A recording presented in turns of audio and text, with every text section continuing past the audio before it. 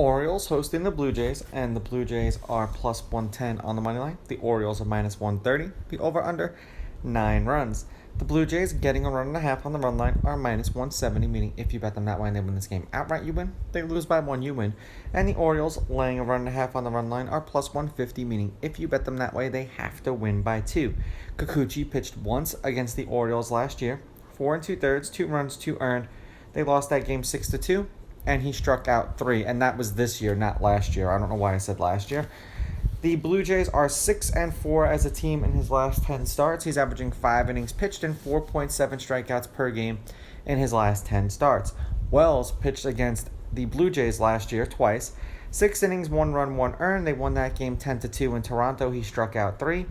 2 innings, 1 run, 1 earned. They lost that game 4-1. He struck out 1. That was in Baltimore. They are 7-3 in his last 10 starts. He's averaging 5 2/3 innings and 6.3 strikeouts per game in those games. So you may want to keep an eye on his strikeouts.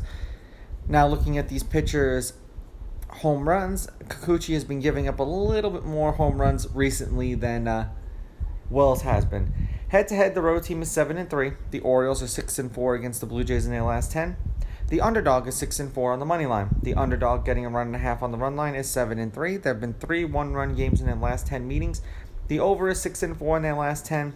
The under 9 is 4-3-3. And right now, which it shouldn't really make a difference, but I'm going to let you know anyway, the wind is blowing from left field to right center field. So from the left field foul pole to roughly right center field at 5.8 miles per hour. So it's going to change. It's 20-4 in the morning here in Vegas, so you've got some time before the game actually first pitch.